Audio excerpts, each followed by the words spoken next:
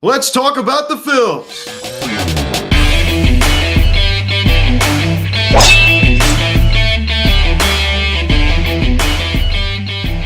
Yo, what is going on, everybody? Welcome to the Phillies Hot Still Videocast, and today we're going to be having a little baseball chat here with former Chestnut Hill pitcher Chris Lauber. So, Chris, thank you so much for taking the time to sit down and we could talk.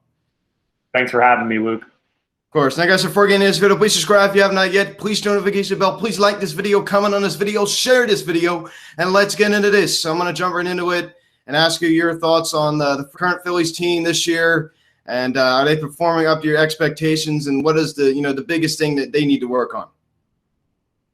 It's a loaded question, isn't it? I feel like they up to expectations. Probably not. I think Absolutely. we were probably pretty hopeful that we would be leading the division at this point. But as we sit now, what are we, 1 game back? Two games back? I mean, I feel at least at this point confident moving forward. If we can keep getting some dominant starts from Wheeler, if we can be, what are we, like 7-1 in Matt Moore starts this year? I don't understand how. I didn't see that. No, I didn't see that. Yeah, we've got some great record when Matt think about it. Yeah, we actually do usually win. I didn't even think about that. Yeah. So the team we've hit a little bit, which is great. Yeah. We just need to find a way to get people hot at the same time. I feel like JT's hot for a week, and then Bryce is hot for a week, and then Rhys is hot, and then we just kind of go through that. That one's hot at the same time. Yeah, rarely at the same time. But yeah. I think we're getting healthier, and I think they're getting a little bit more confident. And we need to solidify some things, some of our arms, even our starting arms now, and obviously the bullpen.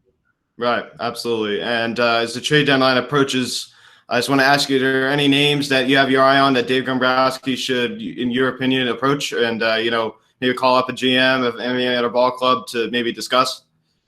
I really don't know. I've gone through a couple different things like as the season's sort of progressed, and now I feel like what we thought we needed before is not really what we need now. We could always use some arms, but I feel like did Bryce throw us under the bus a little bit a couple weeks ago, saying we have no one in the farm system that we can use as trade bait here to make some moves? I didn't hear that. No, I did not hear that. He said it in I think a post game or a pregame presser a couple weeks ago. He's like, we don't really have much in the farm system. Wow. So and not that we have. It's kind of like, why would I'm surprised he called him out by that. Well, I feel like we have some guys in the farm. Like anyone we've called up has produced, right? Like a lot of the guys, Mickey, like any of these guys who've come up for these short stints have done well at least. Yeah, they've done decent. Yeah, one guy I really, really like is I understand he's called off with like Luke Williams, and Nick Maton got off to a really fast start when he was called up. Maton did really well. I think a lot of people would be happy to see Maton come back up. Yeah, he's back up now, but he's just not getting as much playing time. That's what I mean. See him be a part of the mix. Yeah, exactly. And I also want to ask your thoughts about the Phillies bench, and we're kind of on that topic right now. And the one guy I really want to ask you about now that Dubois is hurt is Travis Gronkowski. He's really produced at a high level for us. So, what are your thoughts on what he's been able to do? I love to see it. I mean, he's got the flow, right? So he fits the part for sure. And we really need someone who can do it with consistency. He's produced at a really high level, and I hope that he can continue to do that, especially like you said with Odubel out, because we really need some consistency in that in the other outfield spots other than Bryce. Yeah, absolutely. And now we're on the topic of Bryce. I want to ask you, I mean, this is the face of this franchise. I mean, he's prized, with the $330 million. I mean, he's had the eyes on him since he was primed, the LeBron James of baseball at the age of 16 years old. So, in your opinion, do you think that he's lived up to this contract so far? Are you a fan of the way he's been playing? I am a Bryce Harper fan. I like him. I think he's a genuine guy. I think he cares a lot about playing baseball. I think he enjoys being in Philadelphia, which is good to see. I do think that we, as a fan base, and it's not just our fan base, but a lot of fan bases, can sort of overestimate or at least become Exactly. overly hopeful as to what a guy can do. Exactly. So I feel that way.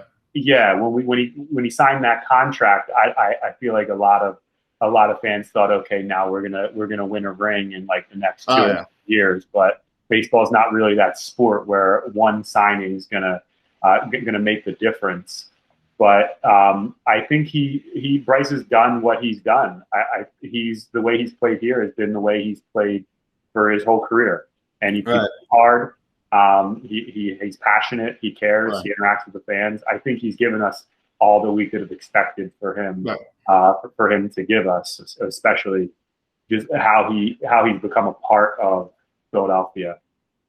Yeah, yeah, absolutely. Yeah, I've been really impressed with what he's been able to do. And I want to ask you a question. Do you think that are you concerned about his batting average? Anyway, he was hitting 283 this year, which is pretty good. But you saw his first year here 260, last year 268.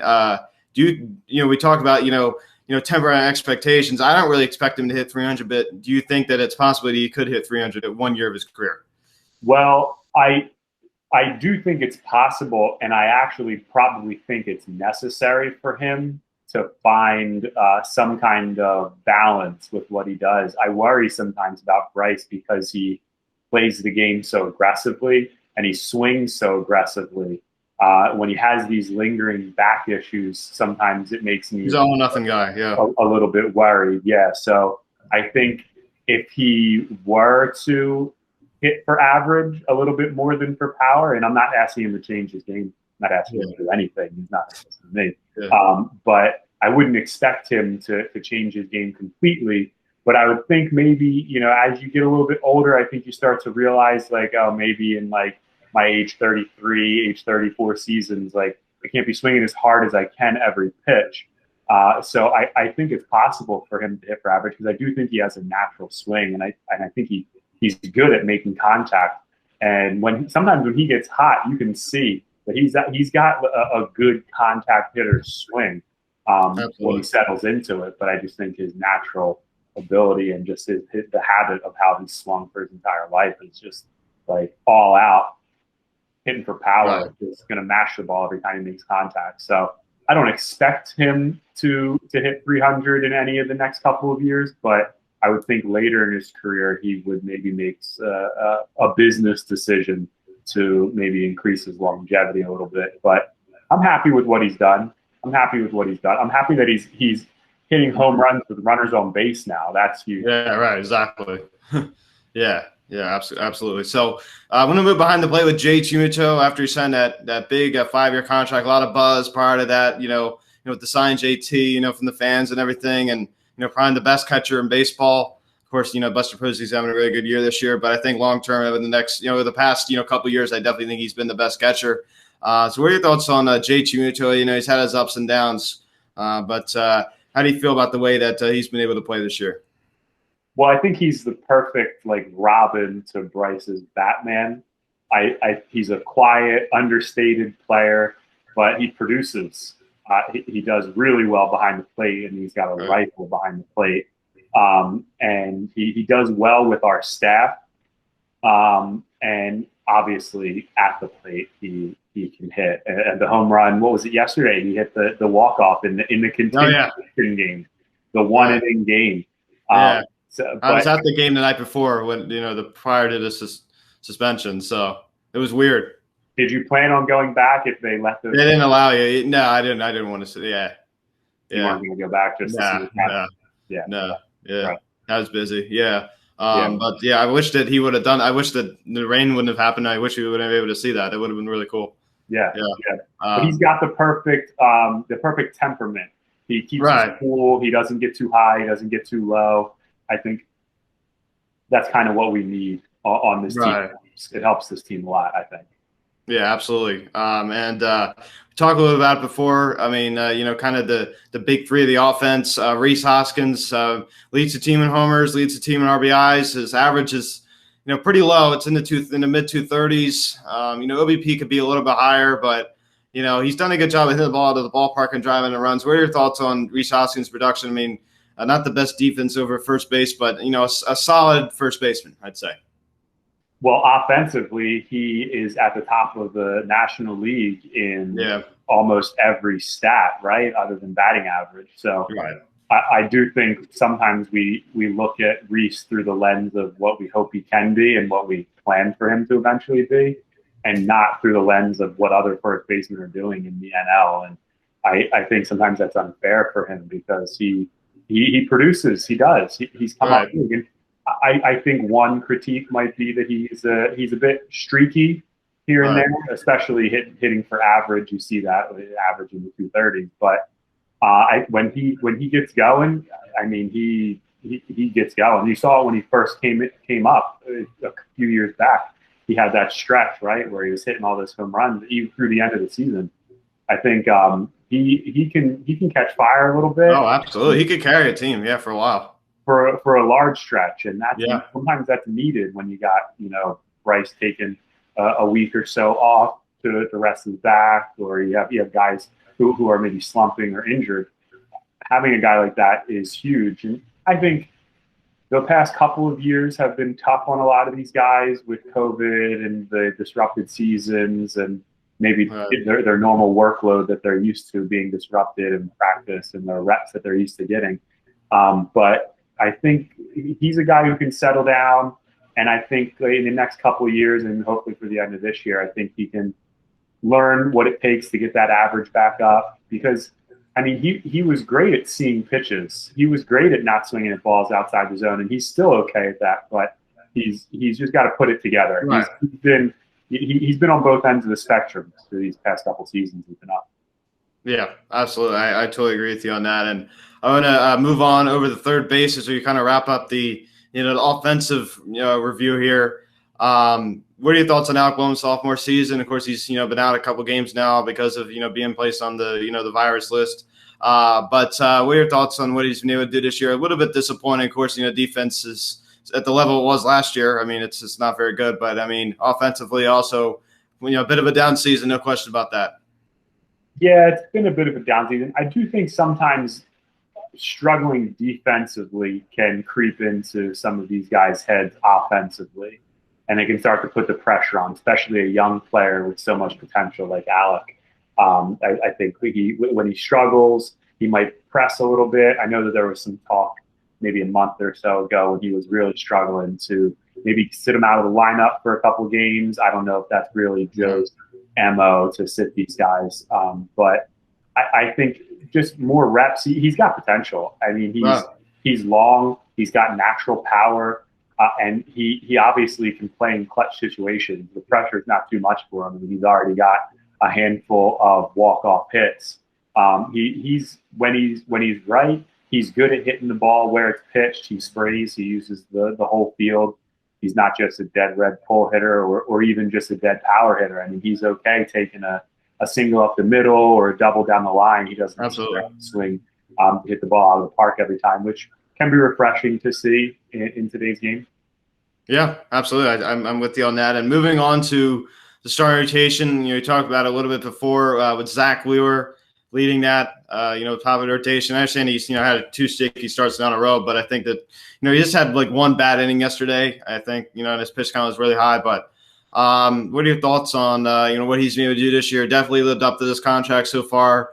Take a look at, the past, signings, Philly starting pitching. You take a look at, Jake Arrieta, had an absolute, disaster at train neck. And then you go look at this signing, which has just been a steal for the Phillies. I mean, really, this guy is totally underpaid. So what do you think of what Zach Wheeler's been able to do this year? As a former pitcher yourself, in college, I'm sure you can relate. So, not to that level, but, what do you think, Wheeler's been able to do this year?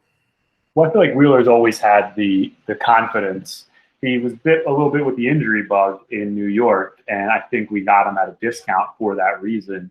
And it was one of these, low risk, high reward type of situations where we signed this guy, and either he continues down the path that he was on, or he actually grows into what he was expected to be. And knock on wood, he's grown into what we thought he could be.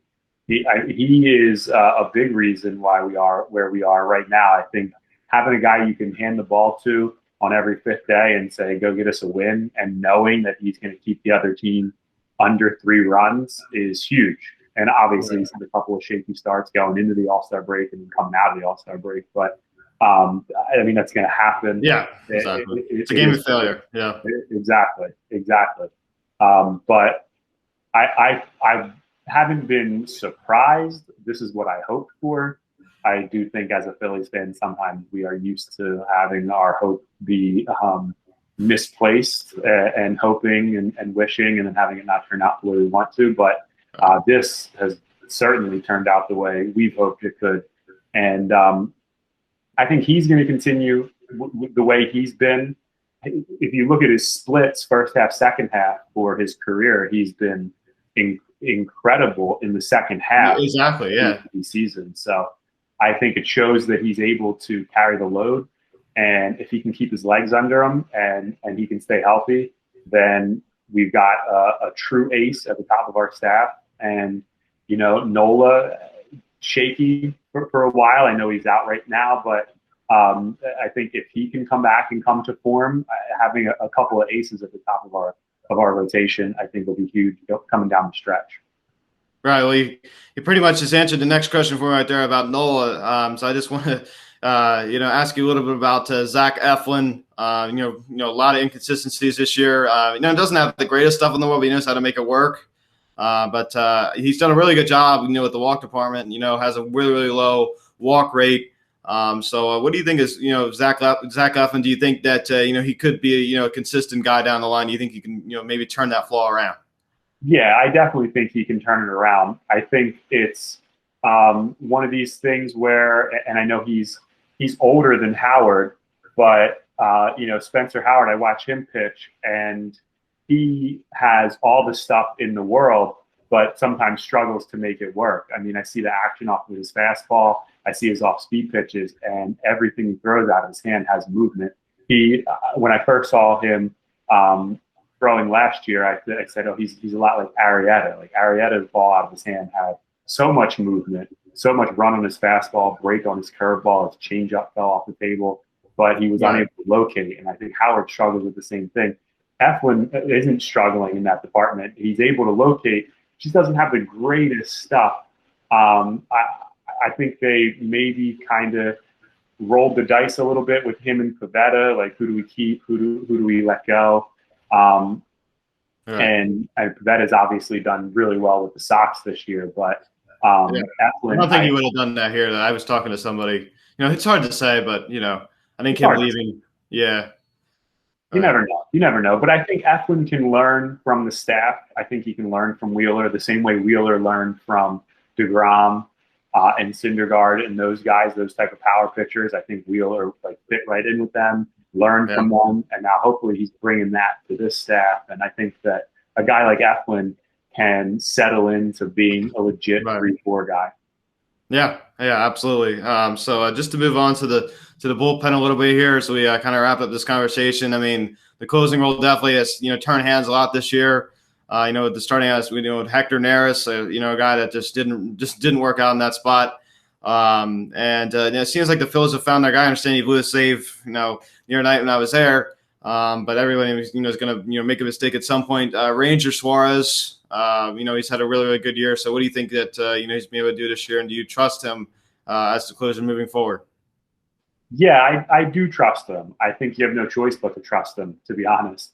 But I think if we can continue to put him in spots where he can get us saves, I think that he's able to do that mentally for us. I think also that Hector, unfortunately, Hector being a fastball split finger guy, the book just got out to not swing at his split. Like anything off speed, just let it go, and it's not going to be for a strike. And so I think once the word got out to maybe do that, then a lot of these guys, he started to struggle because a lot of these guys just laid off of it. Absolutely, that's what happens. Yeah, that is what happens. But I mean, I do think that we had our answer a little bit, unfortunately, with Sir Anthony.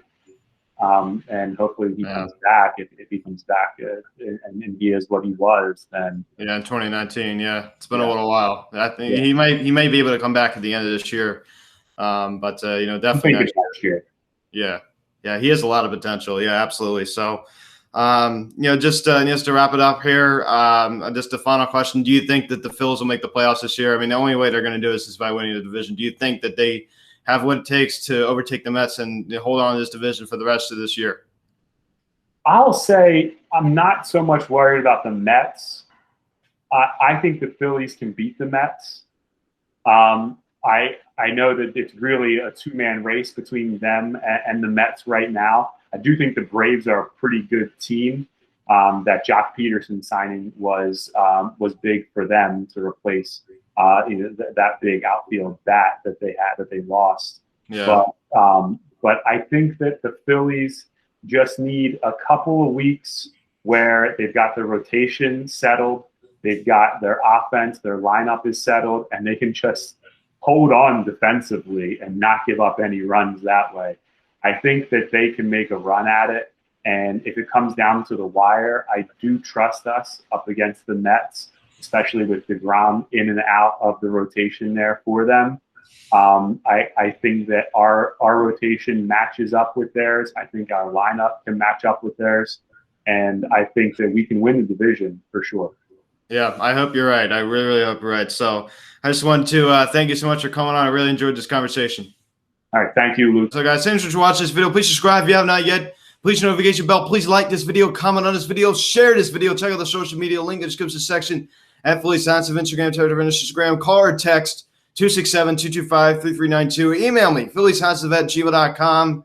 So day off today and 7 to 5 tomorrow against the Yankees at Yankee Stadium. So I'm going to say it again. Thanks so much for coming on. I really appreciate it. Hopefully we can do this next time. All right. Thank you. Take care, guys. Thank you.